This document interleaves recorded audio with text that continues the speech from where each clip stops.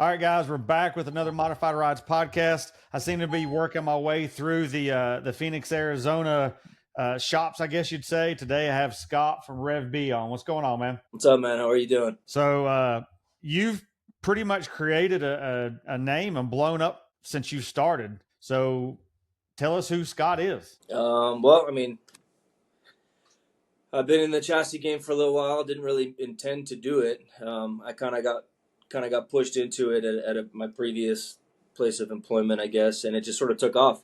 And I started doing things, and man, I don't know.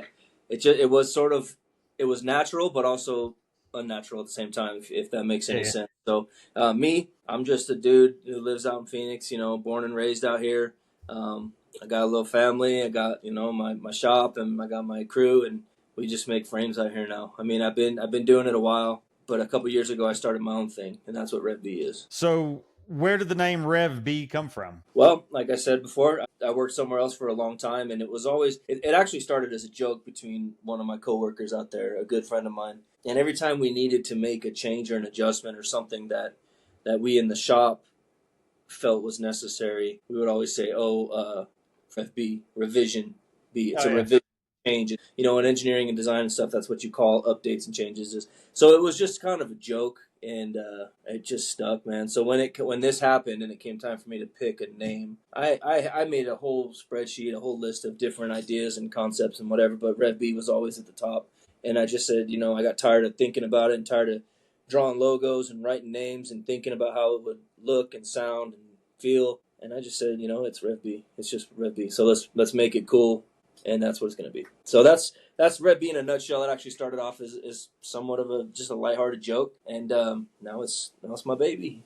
Well, we'll get into all that, how that became. You said you've grown up in Phoenix? Yes. Yep. So are you like Brian Gooden? So you guys get seasonal depression in the summertime because you don't want to go outside because it's so hot? No, I don't have that problem, dude. I love it. I love it here. We still do. We're inside as much as we can when it's hot, but it's not like there's no depression on my end. It's just I love it here. I can't see myself going anywhere else. I think if I did, it would be like a Texas type thing, but I'm not. That's not even on my radar, dude. I'm gonna stay here as long as I can, unless I have a reason to leave. Well, no, I'll tell you what, dude. Having a business out here is enough to give you a reason to want to leave, for sure. So we'll see how the next 5-10 years go over here. But I spent all of July out in Vegas working on my Blazer, and I wouldn't think about it. I'd walk out of the shop and that 114-degree heat slaps you in the face, and you're just like, ugh. But I come back home and it's 95, and it's hotter here because of the damn humidity in North Carolina. Yeah, dude. So that's one thing I can adjust to. People talk about how hot it is here. I would take it 10 times out of 10 over that humidity stuff, dude. I've traveled to the Midwest. I've been, Ohio, Iowa, Minnesota, into Florida. It's just brutal. I don't like it at all. Florida Keys, right? I went to the Florida Keys for a while. It's supposed to be beautiful there. You might as well just take a shower with your clothes on. Yeah, then walk outside. You take a shower, you get dressed, you step outside, you need another one. Miserable. I always say I won't go back. But I got a buddy who lives out there, so I go to Florida once a year still. But he lives in a different part. But anyway, the humidity sucks. So yeah, I'm totally good with Arizona. I love it here. I'll stick around as long as I can. So growing up in the Phoenix area, how did you get your feet wet in the automotive world? Was there a friend that kind of drew you into it as a kid? Just a whole group of guys that we all grew up together, junior high and high school. When we all had bikes and motorcycles and mini bikes and stuff like that. And then when it got time to get our licenses, we just, I don't know, man. We got some cool cars. I started with a Toyota pickup, but nothing custom. I actually didn't even want it. It just happened. I got that, and I had it for a couple months. Then I got into Volkswagens. Then I started doing the custom Volkswagen thing. That's my custom thing started. I was probably 17. So it was my second car, but I only had my first car for a couple months. But yeah, I mean, lowered it, wheels, did some goofy stereo stuff. I hadn't got into like big modifications until I got my first square body, which was a crew cab dually, and that's what I drove like my senior year of high school. And me and a couple buddies who are still in the industry, still in the scene, they got some shops and they got some cool stuff going on. We bagged it in like my mother-in-law's. Well, at the time it was my girlfriend's mom. We bagged it in the driveway, and Yeah, we chopped it up. We did whatever we could. We bought the cheapest parts from the cheapest places. We were just kids, you know. I had a job at a restaurant. I was a bus boy, and I'd bus tables and work nights and weekends, and I'd get some cash from tips, and I'd go down to AIM Industries and buy some crap. I had a buddy that worked there, so every once in a while he'd do a little, you know, a little Johnny Cash, one piece at a time deal, and throw a compressor in his lunchbox for me or whatever. So that got the dually done. So that's when I got into like bags. You know, we shaved it up, dude. We did the whole mini truck. Tailgate, handles, we did poppers, lights, LED like line of fire. Like, I mean, we did all of this stuff. Anything you could throw at one of those trucks, we did it. And that's not a small truck to tear into for your first one. No, especially going from Volkswagen to the biggest truck on the street. I bought it from a guy, a huge guy. In fact, the license plate on it was called the Ox. He was the Ox, OX. He was a giant man, and I would always drive by this truck. And one day he had a sign on it that said for sale, and I was like, I gotta figure out how to get this truck. Sold the bug and got into the dually and drove it around static. It was lowered on like 16s. It was cool. Full tweed interior, bro. Tweed everywhere. Been there, done that. Seats, headliner, dashboard, door panels, everything you could wrap with tweed was tweed, blue tweed. That's what I had. I drove it that way for a little while, saved up some money, and just started cutting it up. Dude, did a little goofy triangulated 4-link.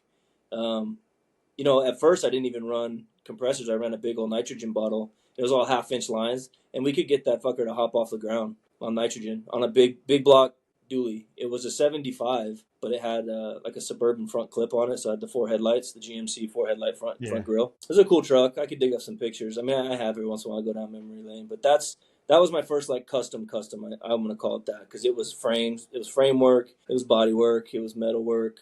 Ended up putting the whole thing into like a 2K primer, rolled it around like that, just in that like tan or hide looking, that light yellow primer. Just went to some little goofy car shows and sold it. I needed to buy, I needed to buy like couches or curtains or something for my first like rental house, you know, when I was starting to grow up. And I had to let the old dually go, man. I sold it for a fraction of what it was worth just to get moving. It seems the nitrogen tanks and the 1/2-inch lines were all the rage there for a while. That you wanted to be able to like hop a big vehicle. I know all the dualies on the East Coast had them back then. Yeah, that was a thing. It quickly fizzled out though. I mean, now I'm into much more slow, controlled, cool. You know what I mean? Yeah. With all the advancements in air management anyway, it makes it easy. But back in the day, you just wanted to be fast and loud. You know, the valves were loud, big line. I'm telling you, if you could get the front end of your truck up in the air on nitrogen, it was like cool. I don't know. Now I think it's silly. I would never, but now yeah, that was definitely a thing back in. You said you and your friends worked on it. Did you go to school or anything to learn how to weld or anything? Any of your friends have that? You just kind of the guys that did the heavy fab were just guys that knew how to do it. None of them. I mean, there was like, you know, auto and shop classes and things like that, but never like a trade school or anything. I mean, we were young kids. Like we'd go to school, we'd come home. In fact, one of the guys that did a lot of it, a lot of work with me, he would go home on his lunch break and work on trucks. Not even lunch break, like lunch hour. You know what I mean? Like, so we're in high school. You get an hour or whatever for lunch. He'd go home, work on his truck. He built a 68. He built a bag 68 before I thought C10s were even anything. He was one of the first dudes that I ever saw on a body drop 68. And he had 20-inch Budniks, 20s in the back and 18s in the front. And it was the coolest shit I had ever seen. But man, we're talking in 1998 probably, 1998, 1999 he was doing this. And this is, you familiar with Zaccardi built? You know who Zaccardi built is? What's that? What? Do you know who Zaccardi built is? Have you heard of him? Brian Zaccardi? Oh, yeah. That's what I'm talking about. So Brian Zaccardi, he did a lot of work on my dually with me, as well as another dude named Dusty who got into like general contracting. He builds houses instead of cars now. But Brian Zaccardi, he was like the guy who bagged trucks back then. You know what I mean? And like Porterbuilt was around because we all went to like the same schools and stuff. So I knew who Nate Porter was. I knew who all of his stuff and what he was doing.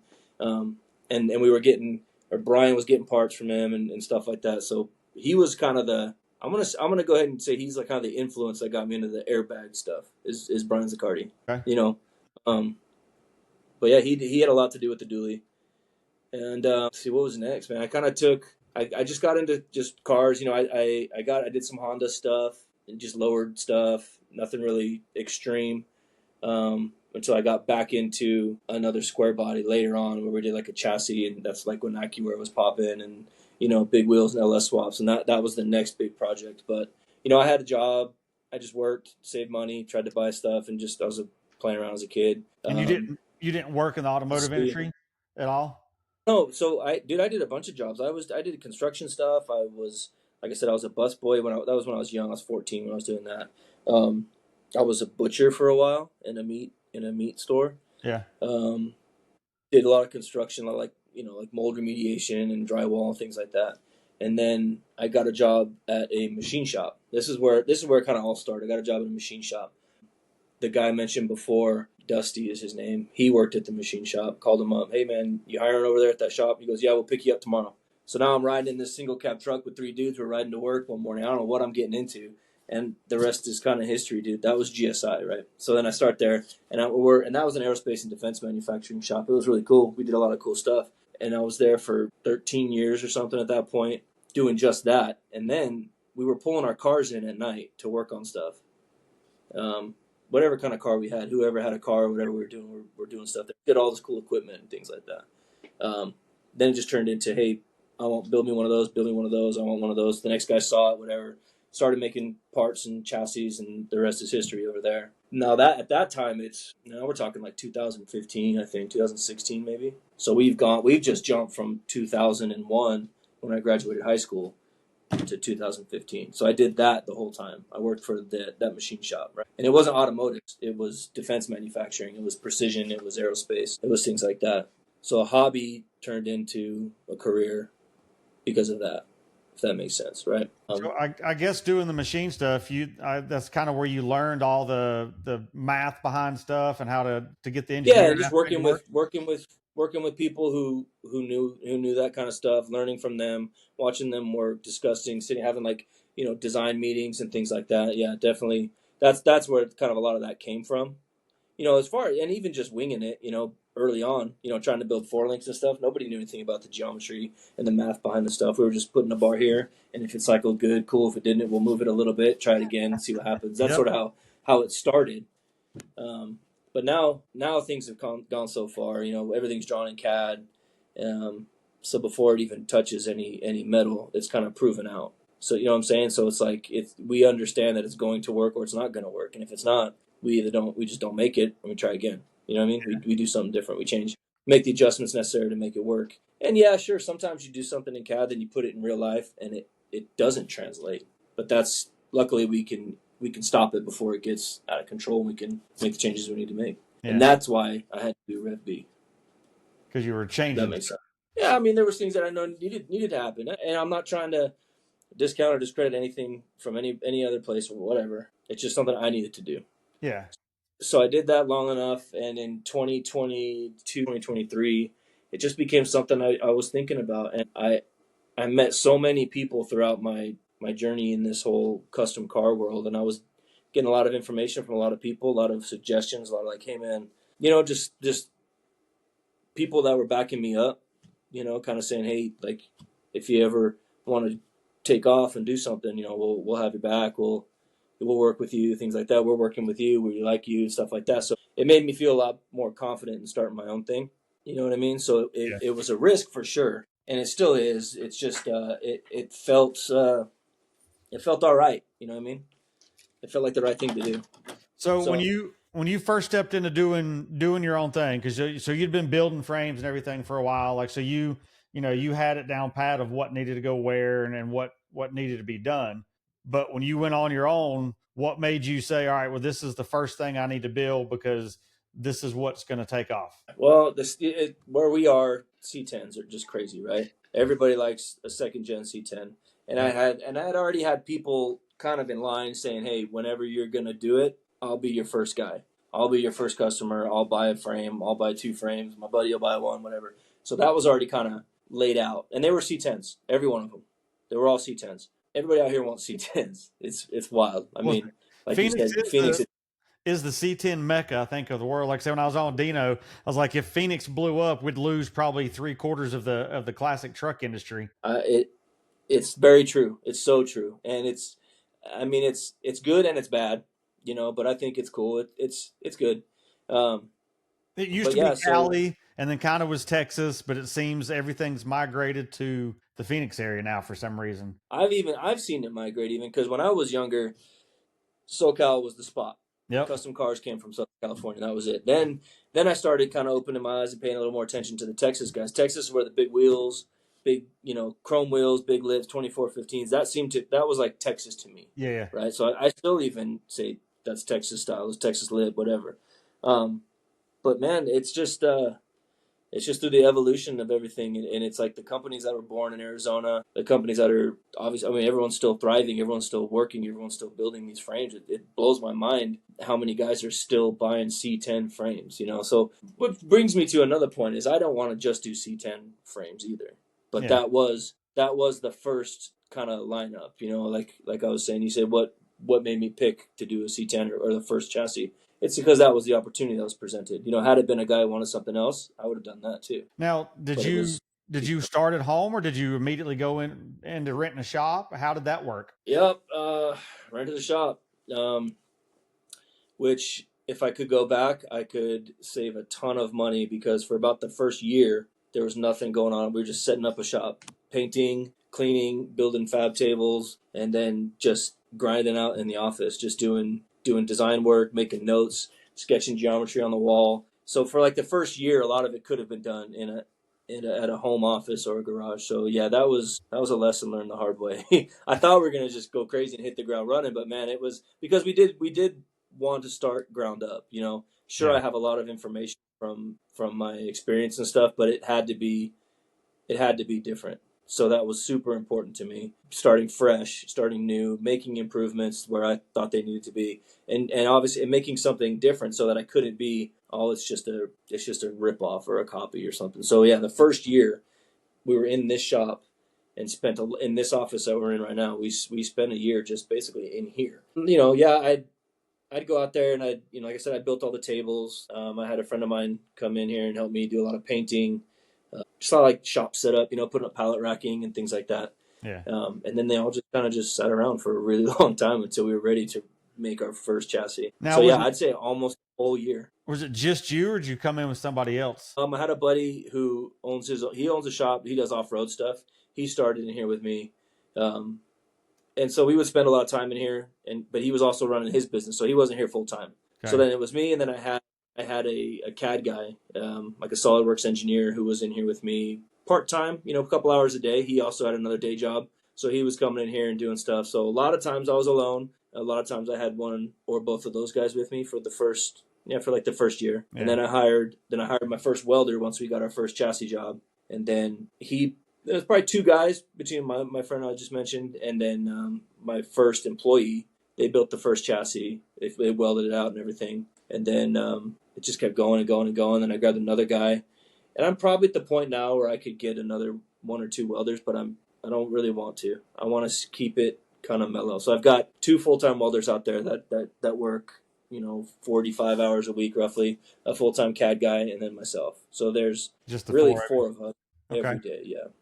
And I mean, I like it that way. I like it small. It's everybody communicates really well. It's not a big monster that I can't contain. I'm not a control freak by any means, but I at least like to know what's going on. Yeah. And so we do fine. I mean, yeah, it's gonna get to the point pretty soon where I need to grow a little bit more. But I've learned and I've listened to a lot of people, successful business people, that say don't expand beyond your means too soon. We've seen too many companies get too big too fast and they just can't contain it, or they lose a lot of that small shop kind of essence that a lot of people like. When I have conversations with people, they like that they talk to me. They don't like getting a random email. They don't like getting a salesperson that doesn't really know what's going on. They're just in an office and they make a commission and they go on their way.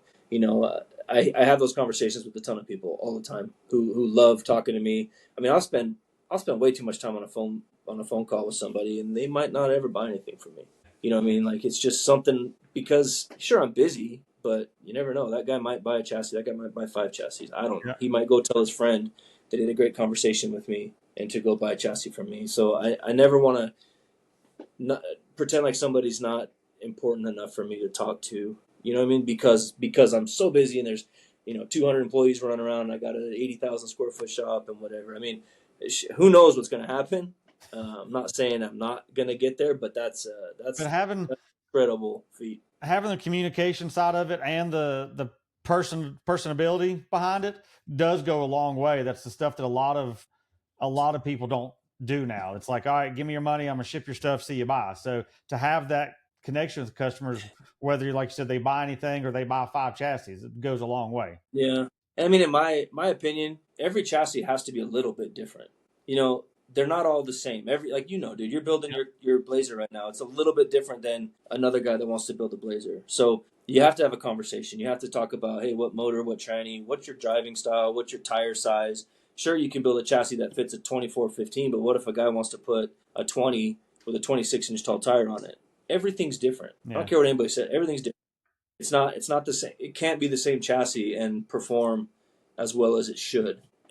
Whether these are production chassis or not, however you want to call them, they're still custom to a point. Like semi-custom, I guess, is an okay way to say it. Yeah. So you have to have a conversation. If you click buy it now, you don't know what the hell you're getting. It's not. I can't have a chassis on the rack that magically connects all the dots to your build. You know what I mean? Like, oh wow, I actually have a chassis right here that's set up for a 26-inch tall tire, an LT, and a 10-speed. Like maybe one day it'd be cool, like by luck. But for the most part, you're not going to have that. I got to build it. Yeah. I want to make you your transmission mount that fits that transmission. I want to make your notch height, your four-loop geometry, etc., all that kind of stuff set up for your custom chassis. There's time and money involved in that. I understand. It's not the cheapest chassis in the world, and I don't want to be the cheapest chassis. I want to make a nice chassis that works really well for whoever buys it. End of the day, what I mean? I want it to look good. Absolutely, and I don't. Everybody says that. Brandon, everybody says but that. You're not going to go buy a $500 set of wheels. You're going to go buy the thousands of dollars set of billet wheels. You know what I'm saying? Like, you're not going to get the cheapest wheel you can get. Yeah, but then there's guys that'll buy a $9,000 chassis and rant and rave about it when, I don't know. It doesn't make sense to me. Well, it just doesn't make sense. You mentioned like staying small and you grow and you have those kind of growing pains. Like Adam's build my Blazer, him and Joe used to have Musso Motorsports. And like we was talking while I was out there last month, it's like, he's like, we had this shop, we were doing this, we were staying busy, we were making good money. Then we moved to a shop that was 3 times the size. So now we have 3 times the bills, 3 times the clients, 3 times the stress. He's like, I wish we would have stayed in our small shop. I know a lot of people who deal with that. And that doesn't change like my aspirations and my goals. And, of course I want RevB to be bigger and better and all of that. But there does get to a point when they become these just monsters and where, I lose touch. I'm in the shop every day. I'm in the office every day. I'm communicating with customers and vendors every day. And I'm not ready to give that up. I think that's super special. It's special to my guys that work here because they see me out there doing stuff like that. Then they know I'm in here doing stuff. I'm talking to every single person that wants to buy a chassis, whether it starts with an email or a phone call, whatever. I think that's incredibly important. And it's like a lost part of our industry. So when you sold your first chassis with your name on it, to actually have your name on a chassis rollout, how did that feel to watch that first chassis leave? Like that's mine. Yeah, I still love it. In fact, it's going to come out in the magazine, I think next month. And, they send you the plaque, to put on the wall. It's got all the cool stuff everywhere. I had to get that one because it is my first one. It's a special one because there was a ton of, like I said, sorry, what's that? Which one is it? Which magazine or which truck? Both. It's that turbo. They call it Material Girl. Jeremy built from Trey 5. He built it. Yeah. So he got our first chassis. So he was part of our like R&D, right? So we would do stuff and we'd bring him in and say, because he'd built 1,000 of these trucks, and we leaned on him a little bit. And I said, look, let's build you the first one because I know once I give you a chassis, you're going to be driving that truck in 5 months. He's the fastest. So that's my best way to get real life feedback. I can drive the truck. He can drive the truck. They're going to build the bed floor. They're going to size the wheels. He'll tell me motor fitment. Do we need to move an LS with the factory valve covers? Fits perfect. But if you put a tall bill of specialties valve cover, it's got to go forward or up a little bit, things like that. So I lean on a couple local guys here. But that first chassis went to Jeremy. He knocked it out. It ended up going to SEMA. My first chassis I ever built in the first year we ever built it. It went to SEMA, which was bitching. Super happy with that. And every once in a while Jeremy would give me the keys and I'd drive it around. I'd probably put What year was that? It's a 69. No, what It's a year? 69 C10. Oh, what year SEMA was? 2023? Yeah, it's 23. SEMA 23 in the it was in the Resto Mod booth. Yeah, so that's right when you started? Yeah. So the first chassis we built, it left here. He built it, got it driving, and one way or another it ended up out there. I don't know how that happened. Maybe Resto Mod reached out, maybe he reached out to them, but it was at the SEMA show. So I love that. That's super proud of that. We've made some change. We made a lot of changes. So that is definitely like a prototype, if you will. Yeah. Not like extreme changes, but little small features, mostly visual, like aesthetically, aesthetic changes. Nothing really like structural, geometry wise, whatever. But, we've made our little tweaks, always improving. But that truck still is special, and it's still here in Arizona. It doesn't belong to Jeremy anymore. He sold it to a guy that's become a friend of mine. We texted today even, and he's super cool. He's like, hey, come. He calls it the girl. Come get the girl whenever you want. The material girl. And great guy, just super fun, super happy with it. He loves it. I love it. It's been fun. So that truck is. There are some trucks and some clients that are bad situations and bad experiences and bad memories. That's an Indian. That one is that. Yeah, I'm sure that is not one of them. That truck, the first one, was not one of them. For sure, it never will be for so many reasons. Like we just said, number one chassis. In fact, we put a serial number, like a badge, on all the chassis, and that one says prototype. Nice. So forever it says. So I don't know if that means anything to anybody else, but to me, that's pretty killer. Like I'd love to own that truck, but I think he sold it for $200,000 or something crazy. But that truck still lives here. We get to run around with it, and I don't even know. We're at least 50 more chassis deep now. So what all are you building besides the round body and square body C10s? We've got the advanced design trucks, so 1947 to 53. We've got 55 to 59, the second series, and then the Apaches 60 to 66, 67, 72, 73 to 87. We've got 63 to 66 F100. Okay. I just picked up a 69. I had a meeting with a guy on Wednesday. We're gonna do 3 bump sides for him. So that's like a 69, 72 F100. He wants 2 of them airbagged and 1 of them on coilovers. So break into the Ford stuff. We do the K5 Blazers. We do bags, static coilover, and then 4-wheel drive. On the first gen Blazers, I've got a second gen Blazer to do. I'm pretty deep right now into a 62 Impala, so I have an Impala chassis, and that one's pretty gnarly, man. I'm not gonna lie. I want to be a chassis company. I tell people this all the time. I don't want to be a C10 chassis company. So I get an opportunity to do a car like that. Excuse me.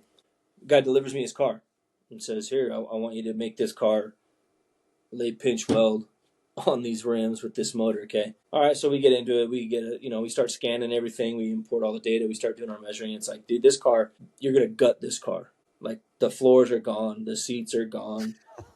It's a huge build. And I don't know if originally he understood. I know he did it because we had the conversation, but that car's a challenge. Trying to keep everything nice and low and tight to reduce how much custom sheet metal fabrication needs to be done. But at the end of the day, it has to be done. So what difference does it make if you're moving it an inch or 3 inches? You know what I mean? Oh, Impala chassis, I got a 54 Bel Air back there. I've got this big flatbed dually back there. Just, I want to build something for anything. I don't want to say no. It just has to be the right guy, and they have to understand that something like that is pretty custom, and custom is time and money. For example, I had an email today, a guy wanted to do a 47 Dodge. And I said, you know what? I've never even seen one of those trucks. I can't imagine I'm going to sell more than one of those. So you send me the truck, it's going to cost X amount of dollars, hourly for us to tear this truck apart, design a whole new chassis, build a chassis, put the truck back together.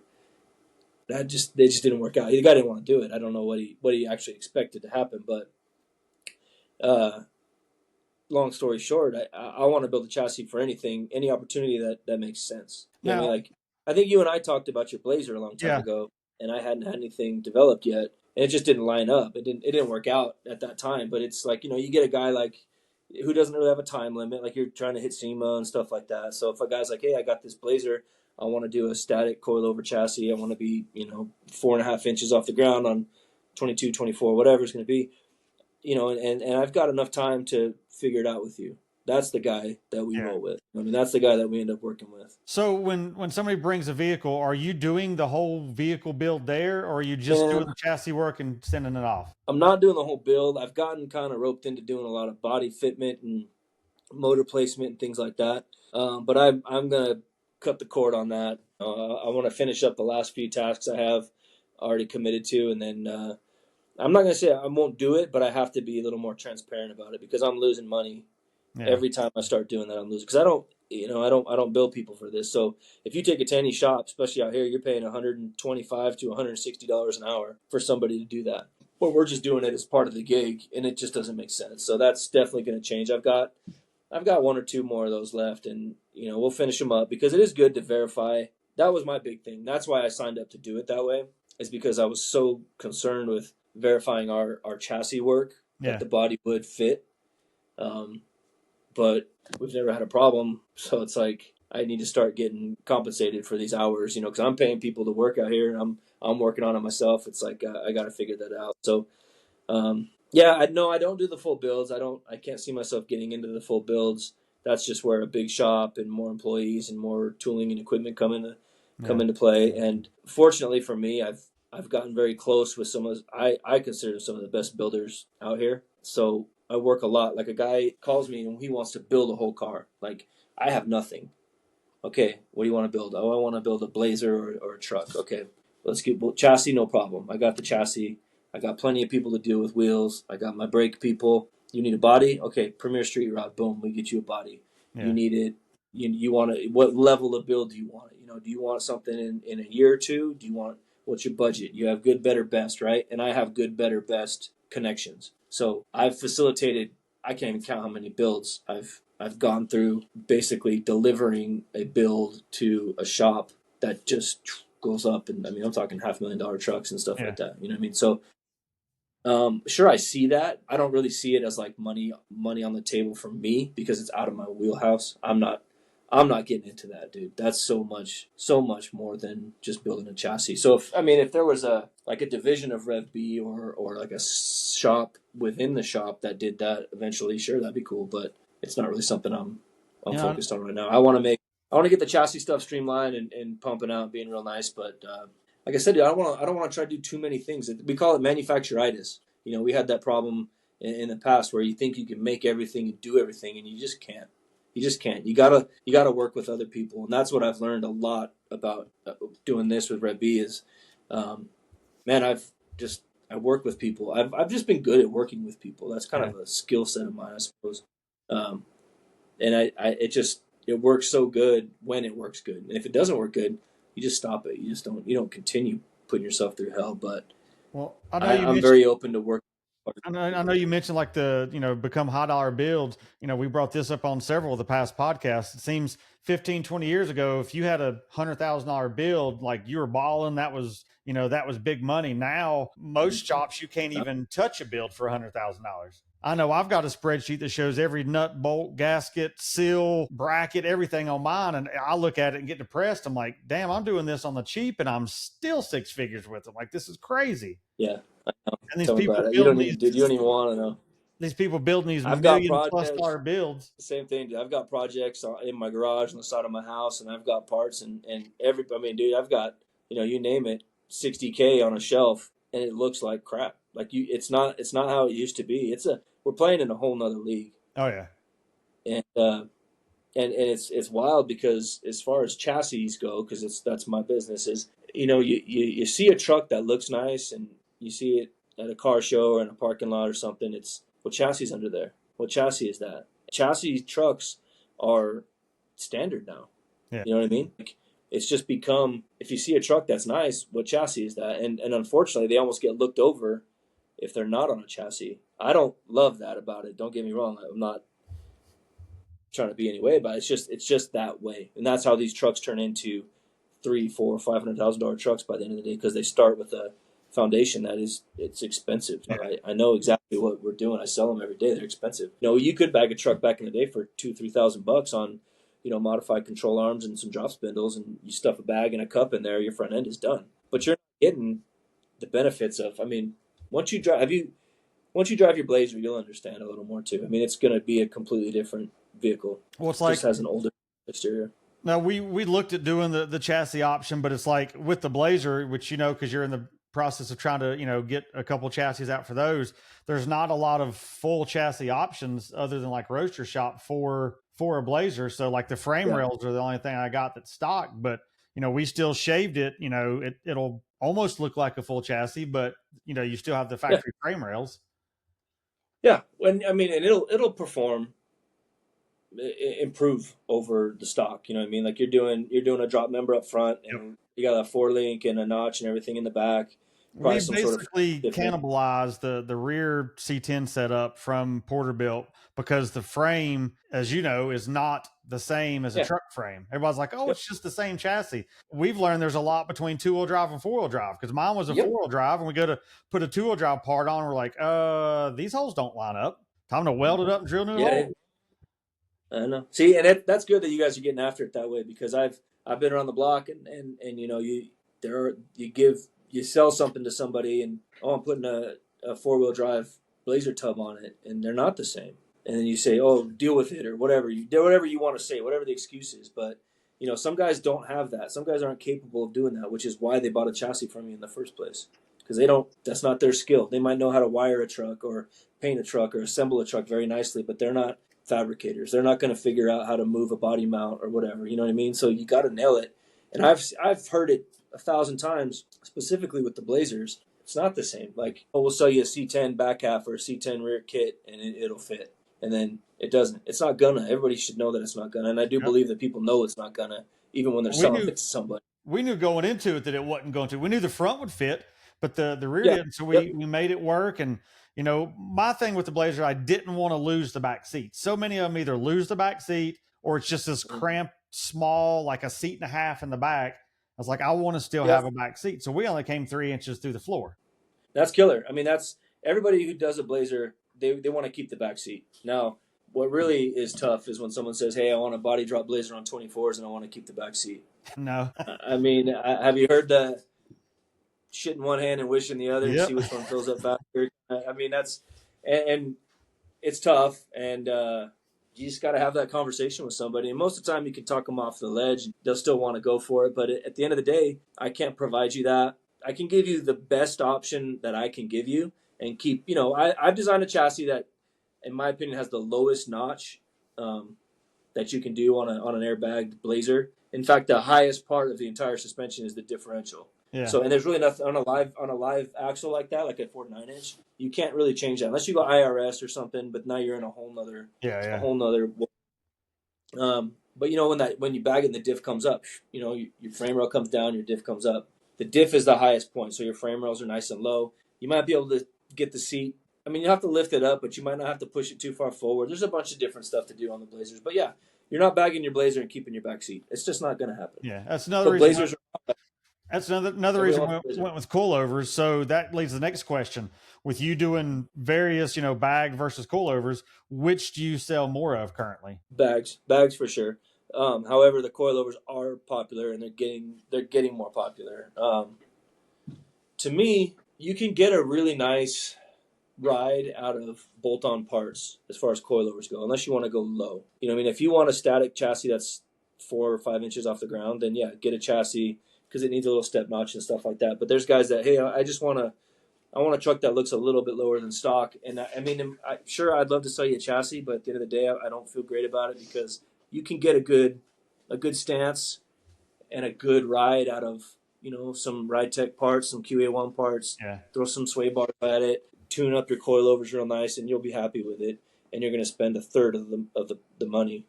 But if you want to go extreme coilovers, then yeah, I got what you need. And I love our coilover chassis. I love it. It's super low. You turn all the way, lock to lock steering. Like I'm talking if you set it up to be 4 inches off the ground, it's on a tall tire, but we've made adjustments for shorter tires. But airbags is still, I mean, it's probably 4 to 1. Okay. You know what I mean? So 4 that bag much chassis of a for difference. one coilover. I think so. Yeah. I mean, I've got a coilover chassis in stock that every time somebody calls and they want to talk about a chassis, I'm hoping they want the coilover one because I've got it here. You know, I want to sell it to them. No You know what I way. mean? So, or they want a coilover one and it's a different model year or something like that. So I thought building a chassis for stock would be the right move because everybody wants to buy it now. They're so used to Amazon and, hey, I want to buy it right now and have it in a week, So I was like, hey, let's do that. So we built, but it did work for the airbag one. So I built a couple extra when we had some downtime in the beginning. And when you have them on the shelf, people will buy them. That's for sure. But like I said, they have to be the right match to what they're doing, or they haven't even started yet. They haven't bought wheels yet, which is so important. I like to start with wheels. I think you should all buy wheels before you even think about anything else. You know what I'm saying? I think a custom truck needs to revolve around tires, not even wheels. Overall tires, because everything's different. So I like it when people are either they don't have any idea of what wheels and tires they want, and they let me guide them based on the chassis, or they already have their wheels, so I can make the chassis fit the wheels. If that makes sense. Yeah. A lot of times I get guys say, I don't even know. What should I get? Oh, this is beautiful because now I can tell you exactly what we've designed for it to be optimal, and that's what you can go buy. So and I give them. I mean, I'm talking everything, width, backspace, tire size, everything, and they can buy them from me, or they can go get it themselves because everybody gets a deal from somebody. They know somebody, uncles, cousins, brothers, tire shop, whatever. I don't care. Buy them from them. You know what I mean? But just buy what I tell you to buy, and I know you'll be happy with it. Well, no, we were back and forth quite a bit. Like, do we bag it? Do we do coilovers? Like, I love pulling up, aired it out. That look, that style, love it. It's like I had that with my Ram, but it's like I also want something that, for one, I don't have to worry about when I drive it. I know with all the new technology on air ride and stuff, it's just as reliable as a coilover. But we've done this long enough. There's still a chance a line could rub that you wasn't aware of or something. But so we opted to do the coilovers, and also, you got to sell it down the road. You've got somebody that don't understand air ride would be more apt to buying that versus one that had air ride. So kind of why we lean towards coilover. No, I see it. I get it. I don't know. I agree with you. I'm an airbag guy though, and I think I will be, because like you said, there's nothing cooler than pulling up and just airing out. Yep, or skating it a half an inch off the ground. I know, and getting the kids on the freeway to like give you thumbs up, and they're shaking their hands out the window at you because it looks. I love that, man, and I don't know. Every flaw I've seen with air ride and management and suspension, it's like almost always due to like installer error. Yep, 100%. It's not necessarily a product failure. Sure, it happens, I know, but it's like, you route your airlines a little too close to a heat source or a sharp edge. But everyone goes, oh, it's Accuair's problem. It's not Accuair's problem, bro. Like you did that wrong. Or my ball joint came apart. It's a piece of shit ball joint. No, you didn't put a locking hardware. You skipped a cotter pin. Something like that. That's so for someone to blame it on air ride, it's just I understand, but it's silly. And most of those problems are eliminated by doing a static chassis. But I don't know. That's just maybe one day I'll change my mind. But I really like airbags. I like a nicely done airbagged vehicle, whether it's a Volkswagen Bug or a freaking OBS dually. I love them all, everything in between, big cars, small cars. I mean, I love air ride. My favorite thing with the Ram is I had my interstate skate height was a inch and a half off the ground. I just hit the button and it just roll. I could change lanes on and off the interstate, and the looks you get is just crazy. Yeah, I mean, it's not about the looks. I mean, yeah, sure, everybody does it. We want to look cool, and anybody that says they don't are lying. Like, that's why we do all this. But I don't know, man. I love adjustable suspension. I love the ride on air. I love it. So I haven't over to Team Coilover yet. Well, this is my first. I'm getting older.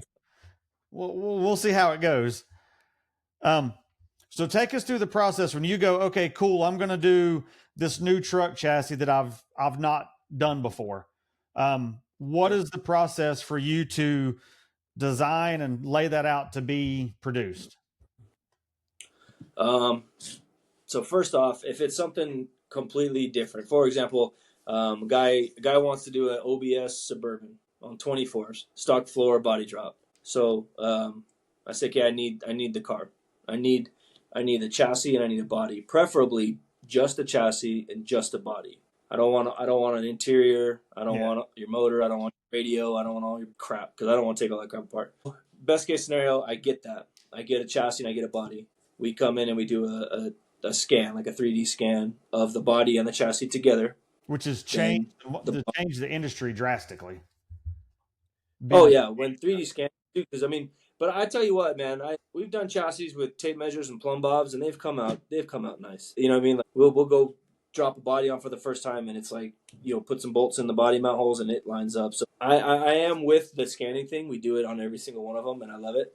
But it can't be done without. But yes, the technology and the advancements and all this stuff in 3D scan, because a scan is a picture. It doesn't give you any data. It's just a picture. That's really all it is. It's a 3D picture, so it doesn't do much other than let you visualize your project on a screen that you can extract data from, right? But it doesn't create the data for you. You still have to do the work. You still have to do the measuring. You still have to do the drawing. You have to make the holes and everything. So that's the process, right? We'll get a chassis and a body. We'll scan it together as it's married together. Scan just the chassis, just the body, and most times it's just firewall, floor, and like the bottom half of the body. Yeah. Because I need to know the wheel openings. I don't need a roof and windows and doors and all that. I just like to know, because oftentimes when you take a truck that's a foot or 14 inches off the ground stock height and you put it flat on the ground, the wheelbase has to change. And so say you have a wheelbase of 115 inches on stock height. When you lower it, it needs to grow to get the wheel to match the arch of the fender. And I see so many trucks, full built, super nice trucks, and you see a side profile picture of it, and you're like, damn, that wheel is 7/16 of an inch too far forward, or specifically the 60 to 60 10s. Those are bad. Guys building those aren't paying attention, man, because that back wheel gets buried way too far forward, way too often, and that's not the same chassis as a 67/72. Yeah, a lot of people think that's not. Scan the chassis, scan the body, whatever. We bring it in, we import it all, we extract the geometry we need. Basically, we want body mount locations, wheel center line, and any specific parts of the chassis that either dodge something, say a fuel system or something in the body, like the floor. Your Blazer, for example, which I've never seen on an aftermarket chassis whatsoever, is on the rear bumper. There's a little boss that holds the spring for the tailgate. Yep. I've never seen an aftermarket chassis that has that. There's not one. The yellow Blazer that Hills did, the yellow and white one, his bumpers are tucked, because we was like, oh, we'll tuck the bumpers like you do a truck. And I said, hey, your bumpers are tucked. I was like, give me a little insight on it. He goes, well, we had to lose those torsion springs. I was like, well, how heavy is your tailgate? And his answer was yes, exclamation point. So, because those springs evidently make a huge difference in the weight of that tailgate. Well, those tailgates are loaded. They're so heavy because they got all the glass. They got out of them. I'm actually I'm going to have my first bagged square body Blazer done at the end of the year. I've got 2 of them for some pretty cool clients. I'm pretty excited about these guys. But we've incorporated that point into the chassis. Now, it is a bolt-on part, so if you are tucking bumpers and you do want to get rid of it, you can. You don't have to cut it off. But it's just something like that, and that's why scanning the chassis are super important, because you pick up those little features. Yeah. That's my point of bringing that up. Is you kind of, if you're just trying to pick up, oh, it's a C10, I'll make it fit a Blazer, you're missing those special parts. And as a builder, when you go into that process and you go to put the body on, you go to hang this heavy ass tailgate, and you got these torsion springs, and you're like, where are these supposed to go? And all you have is a flat. Yeah. And you call the guy, I don't know, figure it out. You call the chassis guy, figure it out. I don't know, we didn't do that. I don't know. It's frustrating. So that's part of the deal. Then once we design a chassis, we spend time, even the guys out in the shop who are going to have to put it together, they come in and they say, I like when the fit-ups are like this. I like when the tolerances are like this. We have basically a rule of thumb now of anything that's like an interference fit. We know what tolerances we like, and that's a standard. If it's 30 thou, 15 thou, whatever, because we know things change when they get welded. If something needs to slip inside something, we have a tolerance that we allow there. So all those things are implemented into the new chassis. Sometimes it takes a month, sometimes it takes 3 months. The Impala's taken forever because it's wild. But then we have a design review where everybody comes in and we sit in the office, we turn the lights off. We got a big, see the TV right there. We turn the TV on and we run through the whole CAD. Basically, it's broken down to 3, a front clip, a center section, and a back half. And we go through everything. We make sure the tabs are in the right spot. We make sure the body mounts can move if they need to. Then, however we're doing it. Suspension cycles, steering cycles, shocks don't bind, etc. Design review. Then from there, we create a new file, and we call it a CB, which is cut bend. and that's only the parts that need to be cut and bent. Okay. Like at a laser shop or whatever. Yeah. So then we break everything down piece by piece from the CB file. Then the CB file gets sent to, because I have a laser shop that I work with. I don't have a laser here. I outsource that right now. And for the foreseeable future, I will, because it works very well.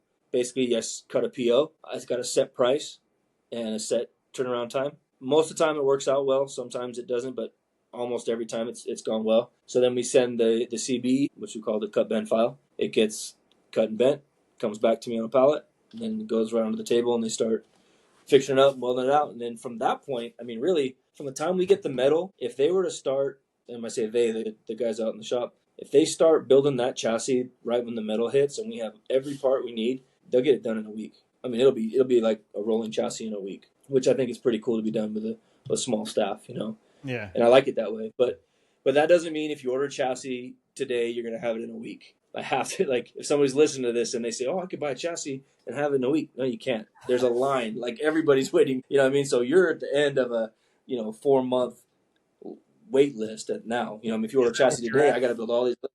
You're at 4 months now? What's that? You're at 4-month wait for one? Yeah, I tell people 4 to 6, and but on stuff that we already have going. If it's a new thing, yeah, I try to be extremely open and say, look, I can't tell you a deadline. If it's a standard C10, standard cab. Yeah, if you order a C10, yeah, that's easy stuff. I mean, that's stuff that we don't need to have design reviews on. We don't need to do that. It's done. I can send the PO to the laser shop and have it here. So if there's any, if there's a hiccup in some other side of production and you need something to do, they can start working on that chassis. You know what I mean? Yeah. So, yeah, even sooner than that. I tell people that just to cover my ass most of the time, and I've never, I'm not late. I don't, but I'll adjust. If somebody gets in at a time when I'm slammed, I could say it could be 8 months, just to be open with them. Sometimes I am at the mercy of my vendors. I have some outside machine shops and stuff that do stuff for me that I've been let down a little bit a couple times, and I've had to deal with finding new vendors and things like that, which throws hiccups and wrenches in the works. But we get through it. We figure it out. You know what I mean? What is your number one selling chassis at this point? 67 to 72 airbag C10. Single cab, short bed, second gen. That's just, everybody loves it, man. That is the number one selling chassis. And then after that, man, the Blazers have been really hot.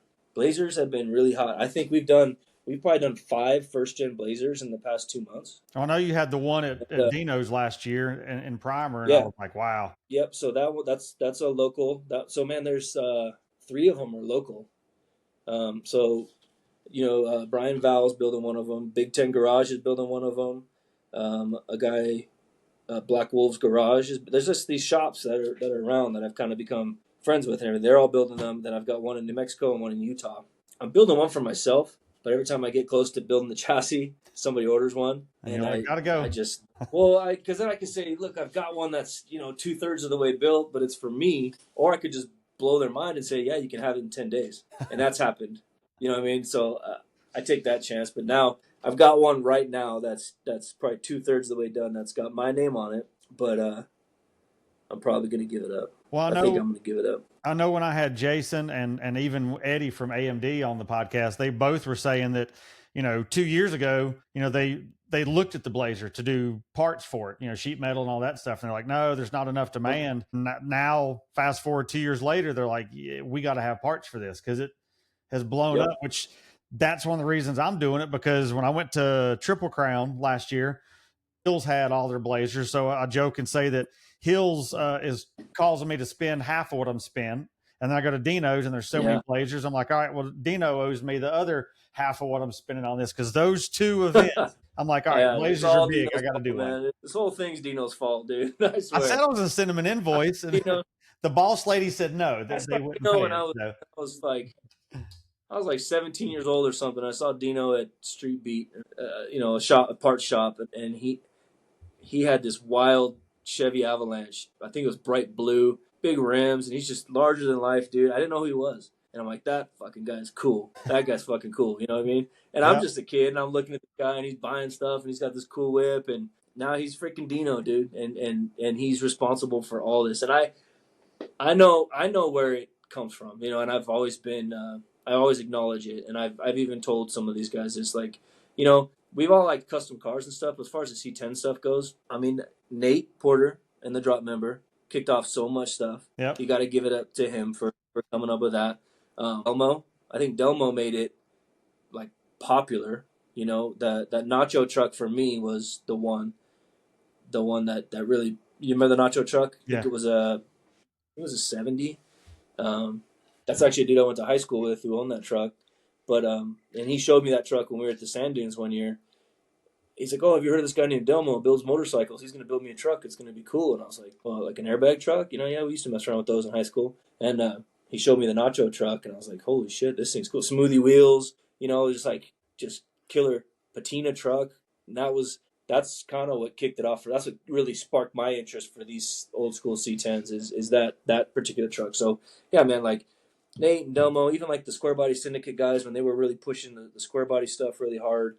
And just building these brands behind it and just making it mainstream and popular. And then with social media and then podcasts, you got, you know, the C10 Talk and what you're doing. And, you know, then Dino's Get Down. You know, I wasn't at like the first Dino's Get Downs, but I was there when they were like real small, like in a shop.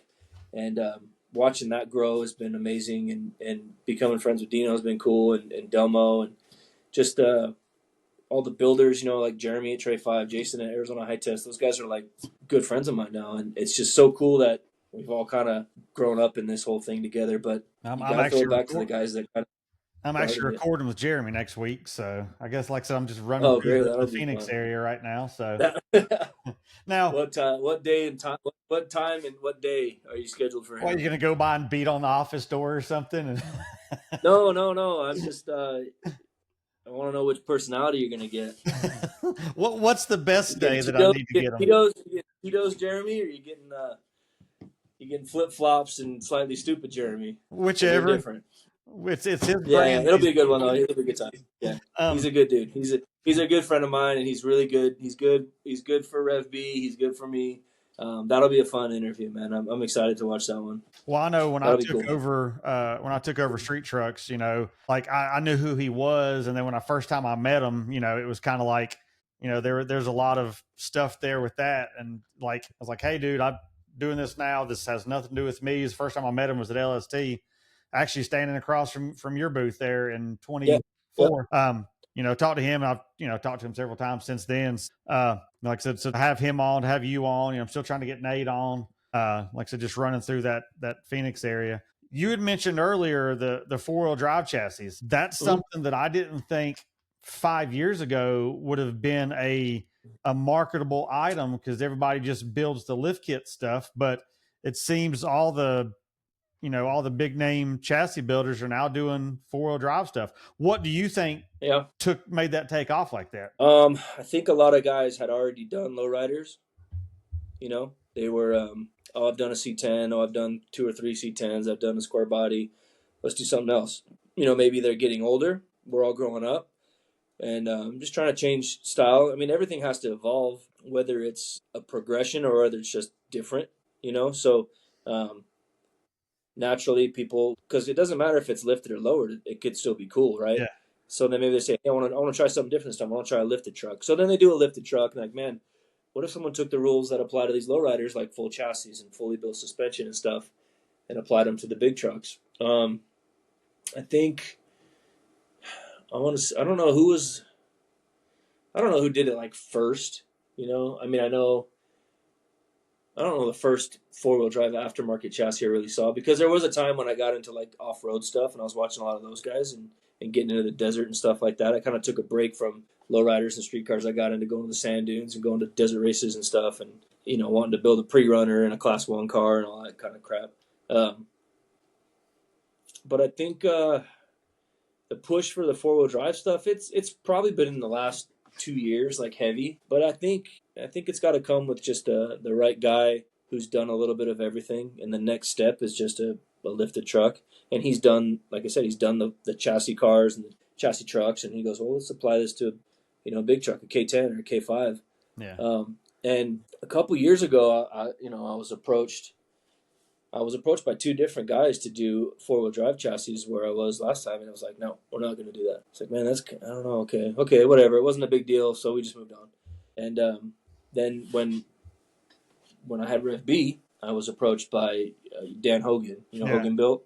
I think he set the bar, I think, on 4-wheel drive K5 Blazers. Yeah, like hands down, he has made the price what it is. He's made the caliber what it is. Yep, and I think a lot of people are sort of chasing him, which I feel bad for because that's like the sweetest guy in the world. I mean, and I say sweet, he's just nice. And he's cool as shit. There's no attitude and ego and just bullshit with that. He's so rad. But I feel like a lot of people are just watching to what he's doing, and then they're gonna like, he's doing black and white. I'm doing black and white. Yeah. Oh, he's doing burgundy. I'm doing burgundy. Oh, he's doing little logos and badges. I'm doing logos. I feel like he's getting his style knocked off left and right. It's crazy, but he just focused and he does it, and he doesn't stop progressing. You know what I mean? You go like, so we make chassis for him too. We do like a Hogan built chassis. He gave us the specs he wanted. We built the chassis for him.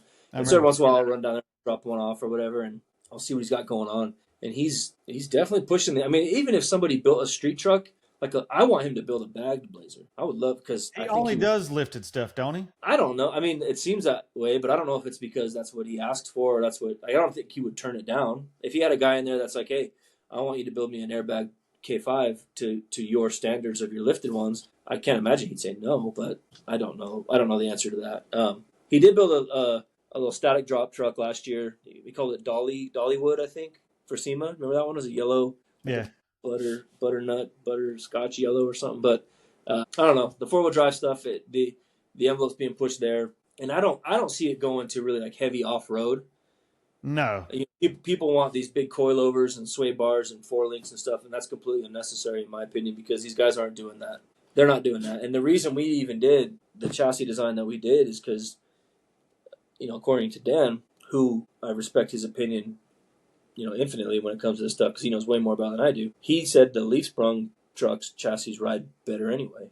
Now, I'm sure when you're off road and you're going through some serious shit, the coilovers kick ass, but for street driving, the leaf sprung trucks do well. So that's what we worked out for him. We figured out where he wanted them, what spring rate, etc., and we built him a chassis to his specs like that, and that's the Hogan built RevB chassis, which I think he's on like the 3rd or 4th one now. But they take 2 years to build, so you don't see them till they're done. Yeah.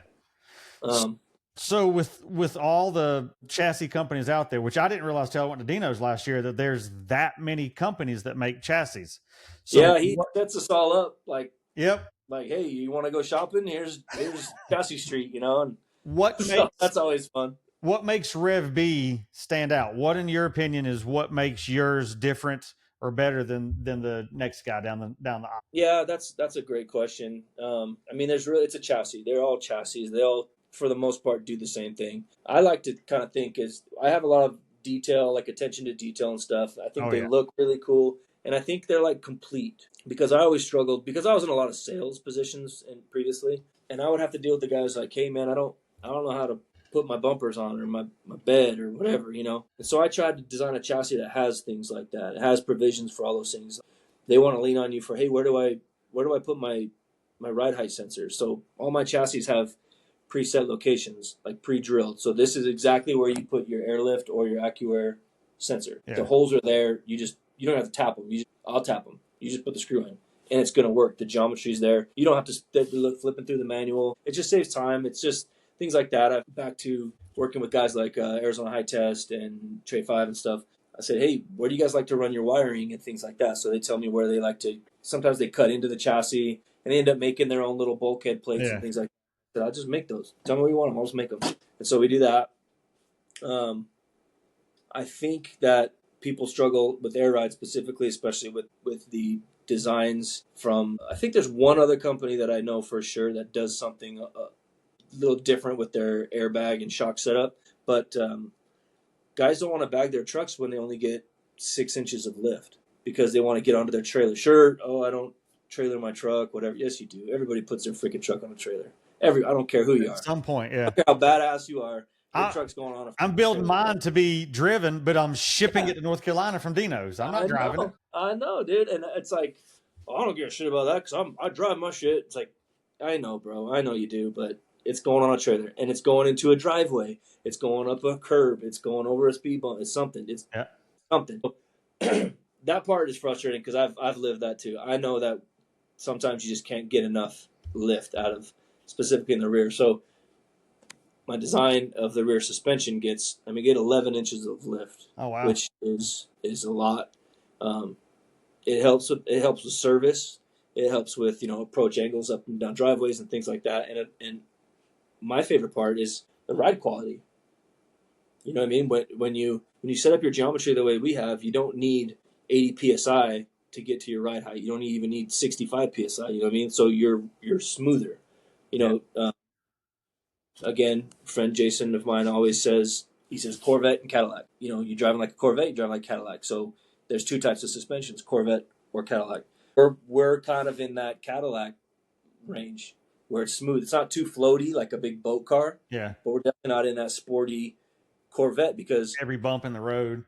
Yeah, because if that's the way you want to drive, we need to talk about a different type of chassis. We need to talk about a static coilover chassis if you're going to be aggressive autocross type of stuff like that. But if you want a cool, comfy cruiser, I got the Air Ride chassis for you, man. And I think like I said, I think it looks cool. It functions nice. It's not, I always say this too, it's not the cheapest, fastest, easiest, most economical. It's not the smartest way to build a chassis. Measure bent tube. It's not laser cut, pie cut, rec tube. It's hand welded, open corner, 4 sides. It's a ton of work, but I don't know, man. There's love there. You know what I mean? As cheesy as it sounds, dude. Like I love walking out here and these guys just like polishing that. They get done with the chassis before they come off the table, and you can tell they're looking at it like, damn, we just built that, dude. We just built this. It's not just like, hey, get the next one. Let's go, get out of here. Yeah. It's just like. So I think that there's a little bit of that like love and appreciation for what we do within our own company, and I think that's huge. I think it's special. I don't think we're going to lose it because I got a super cool group of guys. But yeah, as far as what's different is it's a complete as far as the most complete chassis that I've ever seen, and I do like our suspension design and geometry. I know that it works well. I know like the lift thing is huge. Stopping, steering, turning, all that kind of good stuff. All the stuff that's important. And if you're going to spend this kind of money on a chassis, you want to be right. And then, I don't know, I like to say there's an experience behind buying a chassis. And it can go really good. Your experience could mold the way you feel about your vehicle. Yeah. I know this personally because I've been through it. If you have a bad experience buying your parts, your chassis is a huge part. And if you have a bad experience, you're going to kind of take it out on the truck. You're going to hate the car. You're gonna dislike it so much you won't even drive it, or you won't enjoy it when you do drive it.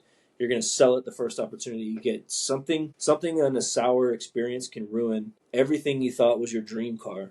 You know what I mean? If it really is your dream car, you want the whole thing to be a dream experience. And like I said, it's happened to me. I've owned my dream car, and I've lost it because it was a shitty experience. It was a shitty experience, and it's like, I don't even like this car anymore. And I want someone else to have it because I've already been through the experience. Now you can have it and have a good experience, and that can be your dream car. So yeah, I try to give people a good experience, man. I become friends with a lot of guys I sell parts to. It might even be a weakness of mine. It might be a bad thing because then everybody's my buddy, and then next time they want something, they want a deal on it. Yeah. That's hard too. That's the give me a deal guys. Kick my ass, dude, because I just I get it. It's so much money. It's so hard to build one of these. So every little bit of help counts, But I gotta run a business too. I gotta pay these guys. I gotta take care of stuff. So it's tough. You hit a few shows on a regular basis. What's your next upcoming show schedule look like where people can see these chassis? Going to a C10 intervention in a couple weeks. Okay. I've actually calmed down on shows just because it's a lot. It's a lot of work. It's a lot of money. And you got to pick the right ones. You know what I mean? So anyway, we're doing C10 intervention, which is up in Woodland, California. Yeah. Then, of course, we're doing Dino's. I got a couple trucks going to SEMA, so I'll be out there doing some stuff with some of our partners.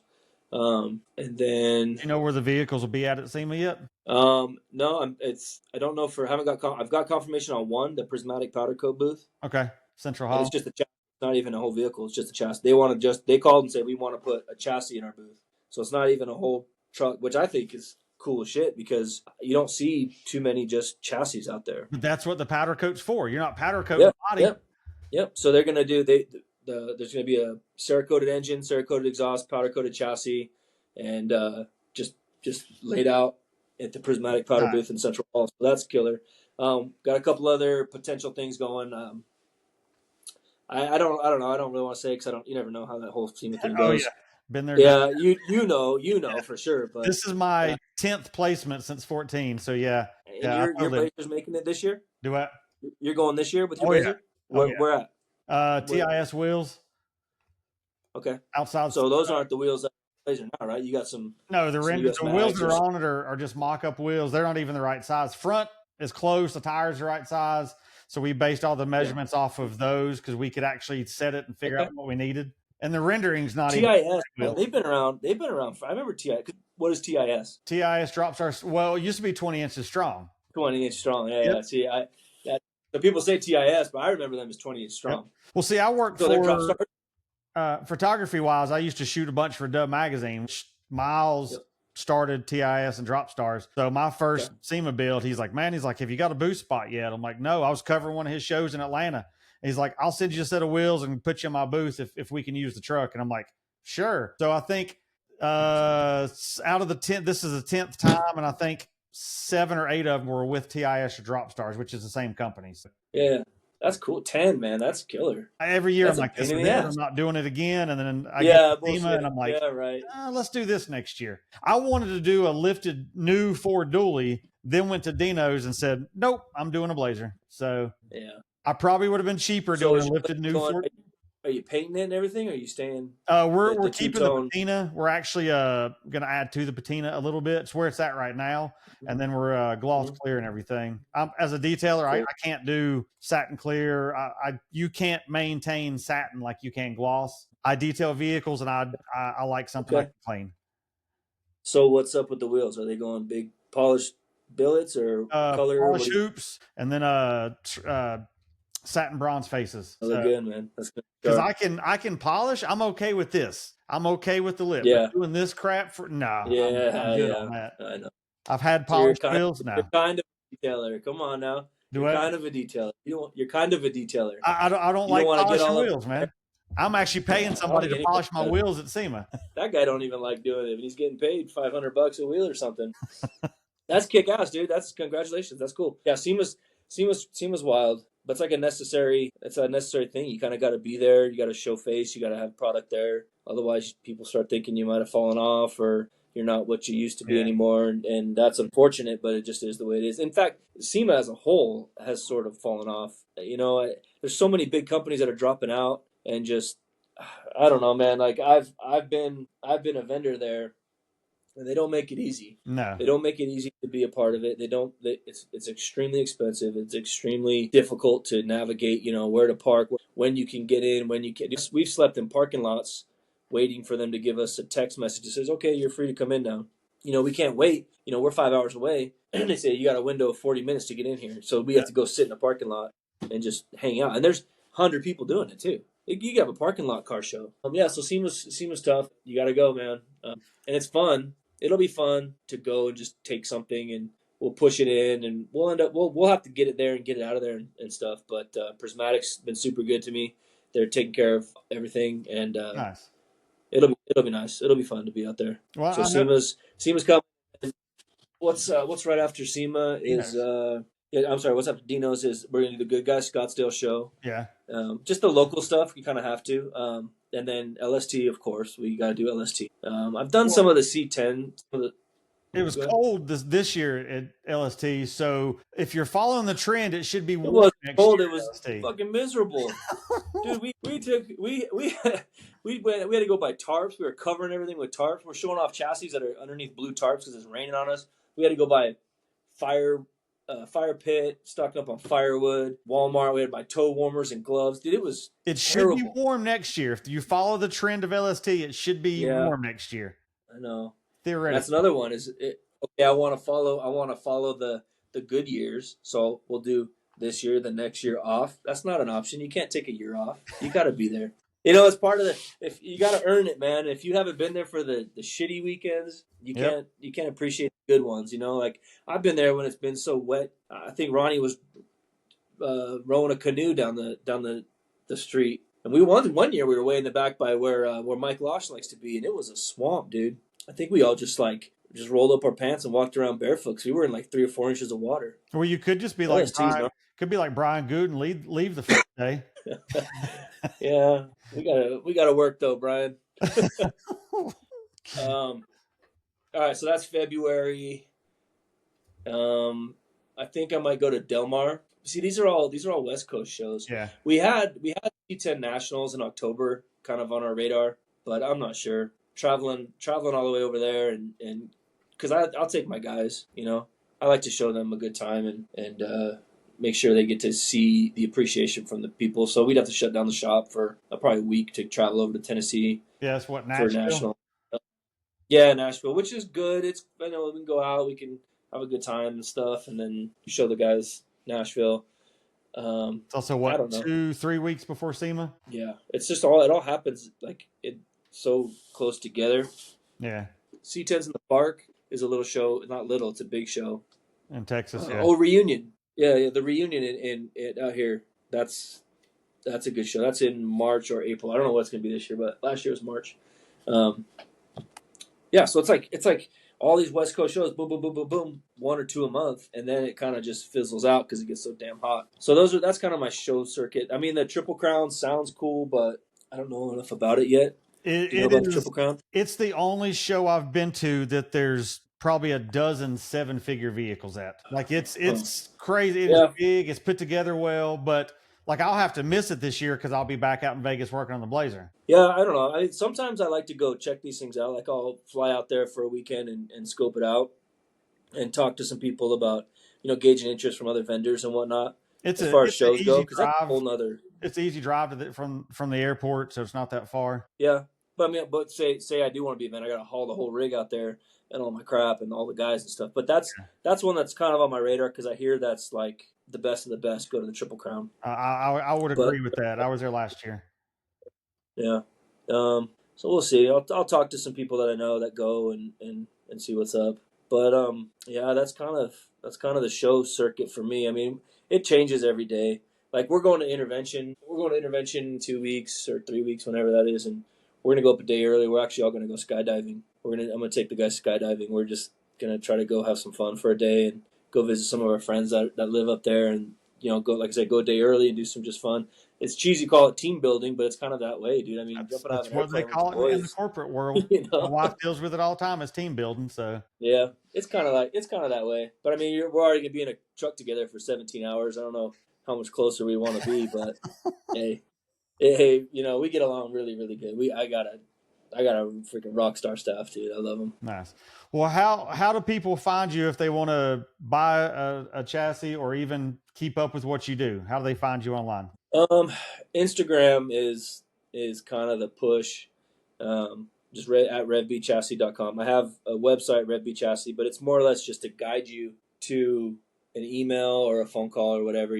My phone number is listed, my email's listed. Instagram is heavy. I mean, we do TikTok and stuff, but not very active. It's more just kind of filler stuff there. But Instagram's the main one. DMs are heavy, bro. Like sometimes they get lost. So if you do try to reach out through DM, please forgive me if I don't, because I do it. I run it, just me. Like nobody else jumps on the Instagram. Nobody else messages people or does any of the photos or anything like that. So Instagram for sure. Website. Yeah, that's where all the info is. I mean, my website has my phone number, my email, and the links to Instagram and Facebook and social media or whatever. But that's kind of it. I like to drive people to a conversation, whether it's through email or phone call, and we figure it out from there. You can kind of get a good vibe if it's gonna happen or if it's not gonna happen in a pretty quick phone call. Yeah. What's your one sales tactic when somebody's like, well, I don't know what I want to do? What is your one thing to sell that RevB chassis to that person? Oh man, I'm not pushy about that. Like, I'll tell you what turns me off is when someone starts telling me what another chassis company told them.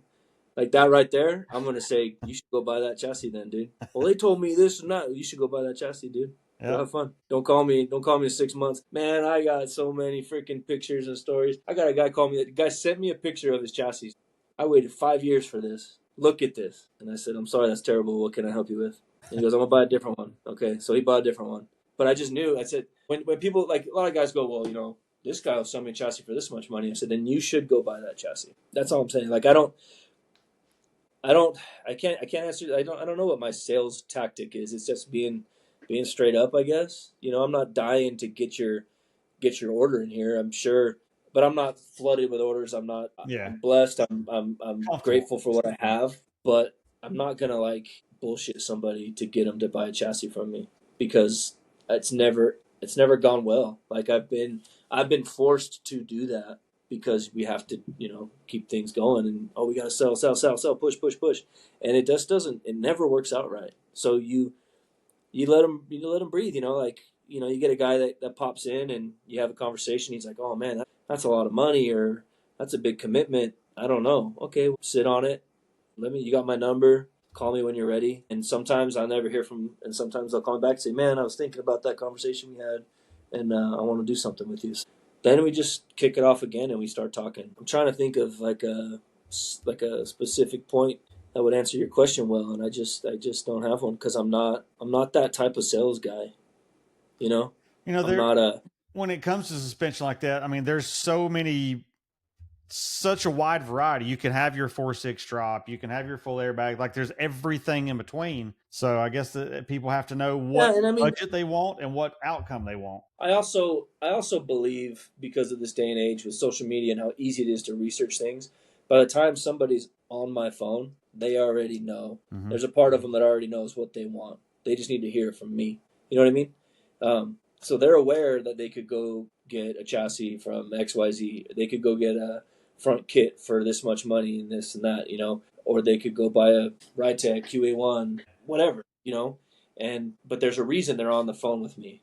And if I can either say, look, what you're after is something you can achieve through the Summit catalog, and you can have it in 3 weeks, and you can install it in a weekend with your dad or your buddies, that's the way you need to go. And if you ever want to change or evolve into a little more like high level or more custom project, then we should talk about a chassis. Sometimes they say, well, screw that, I don't want to do, because I'm going to end up doing that later. Yep. Right?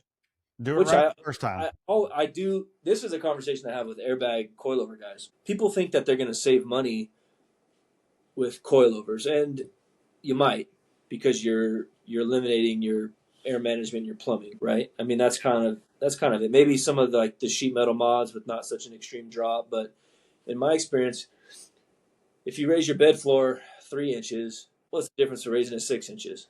You know what I mean? As far as the work goes. Tubs, you're going to put tubs, you got to, hood hinges, etc. Those things are all kind of standard. So people say, hey, I want to save money. Well, you're not saving that much money. What's going to kill you is when you and your buddy pull up to a truck show together, and you park, and he just, and he airs it out, and everybody walks by and they start looking at your buddy's truck, because it just has like a wow factor. The bumpers are on the ground, the wheels are sucked up in the body. That's gonna beat you up a little bit. You're gonna wish you went bags, and you're so deep into these projects, you can't just switch. You can't just go. There's no way I could switch to bags. I couldn't take my coilovers off and put bags on. There's no way. No. Oh man, we could have a whole nother podcast about this story. Yeah, I don't want to start. I got friends, and they're like, looking at different chassis, whatever company it is, and they're like, man, that's crazy expensive. I'm like, okay, price someone building you a full custom chassis. Like, I've talked to a couple of friends that own shops, and they're like, I've looked at a few chassis for a customer, and then I've done the math on what it would take for me to build them a chassis custom from scratch. He said 9 times out of 10, it's either the same or actually probably cheaper just to buy the chassis. They're like, so why would you not want to pick a chassis up? Yeah, and I have that conversation with guys who want to do front half, back half situations too, which I don't do. I don't know, man. Sometimes I'm like, okay, I'm going to get into that market because it's been requested. But the front half, back half works really well if you're the builder, if you're that guy who can do that stuff. But if you buy a front half, back half, and then you take it to a fab shop and they charge you $150 an hour to put it together, by the time you're done, you could have bought a chassis. Yeah. Almost every time. Yep. I mean, if you're going to a good shop. So it's like, sure, you can save a little bit of money maybe up front. I don't know. But at the end of the day, you're not getting the same thing for what you're going to pay for, because you're still going to have, like, I mean, if you could have bought a full chassis for your Blazer, if it was available at the time, you'd probably be miles ahead of in the building stage than where you are today. Oh yeah. So time is money, especially when you got a SEMA crunch. You know what I mean? Like you guys would be. I mean, what stage you at now? You going to powder coat or something? Everything but the chassis is already powder coated. It's going Monday to get dropped off. The bodies at paint getting some touch up, and then the clear. And as soon as those get done, they're getting married back together. Then it goes to interior. So we're hoping end of September to be driving it. Oh, you're rocking and rolling, man. Yeah. You're We've good. already done all the mock-up. Every mock-up has been done. The molding's been test fitted. The Dakota digital boxes have already been mounted, nut certed. Like everything's been put together. You've built the truck. All right. Yeah. I think I saw you made like you modified some trim or something. And yeah, they don't make, well, Mark A made the trim for the Blazer, and I spent $2,500, and then 10 days later they closed the door. So and you didn't get your trim? No. They said, 14 weeks. I'm like, it'd be July, whatever. You know, I'm good. We don't need it till then. 10 days later, they closed the door. I was down at AMD doing Jason's interview, and he goes, you still doing that Mark A trim? I'm like, yeah. He goes, they closed the doors, don't you? I'm like, excuse me? And come to find out they did. So I disputed it with my credit card, got the money back. And Jason's like, look, he said, our C10 short bed kit will work, but there's 4 pieces that have to be modified. Are you good with doing that? I'm like, yeah, my builder, I trust him with anything. And he goes, yep, we'll send you that. We'll, just modify it and you'll see. And dude, that was the easiest stuff to modify to make work. That's pretty trick. Cool. That's cool, man. Yeah, I think maybe you're, because I see what you're doing. Maybe are you kind of sitting on some updates? You know what I mean? Well, I've not been out there since the end of July, and I'm going back out either this coming Thursday or the next Thursday, depending on how far they get on paint. Because he's going to have all the paint done in 2 weeks. So you're going cross country, right? You said, where are you at? You're in North Carolina. North Carolina to Vegas. Yeah. To work on this truck on the weekends or whenever you can. The shop's in my buddy's backyard. It's in Adam's backyard. So he picks me up from the airport. I crash at his house, help out with food. Of course, I'm still paying him for me to work on my own truck, but Still, hey, you're getting it done though, man. That's cool. You're gonna have a truck for SEMA, and you're gonna be driving in a couple. End of next month? You said? Yeah, we're hoping end of September. I mean, because everything's there. The only thing I don't have, audio should be here next week. Of course, the wheels probably won't be here till the first week of November. But that's the day before SEMA. Yeah.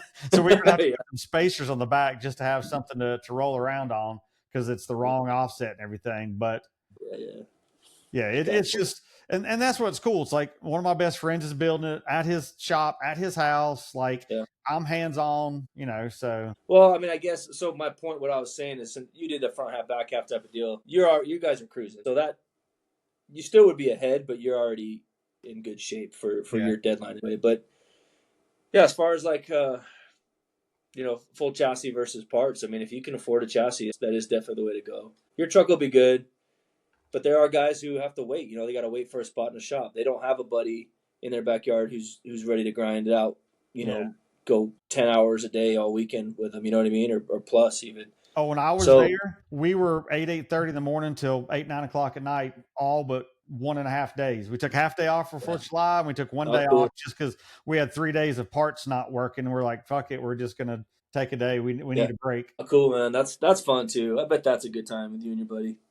I mean, that's kind of what it's about. It's like I've never gone that far with something, so to see that process firsthand, and I can't weld, I can't do that kind of stuff, but he's like, how to read a toolbox. He goes, that saves me more time than when I go grab him what he needs, or Yeah. So your typical like SEMA build was, I mean, I know you'd get like a new model truck, brand new, and put like the new drop kit on it, the new whatever. I've done lifted, I've done lowered, I've done the wife's Subaru. I did my Ram was there twice. I've done static drop stuff. Had her Tahoe lifted last year. So, but it's all been brand new, stuff. Yeah. So this is like first like old school like classic truck. If you I've always been anti old school because I got so many friends, like they don't run, they don't start, they don't want to stop, the AC don't work, but they're they're cobbled together.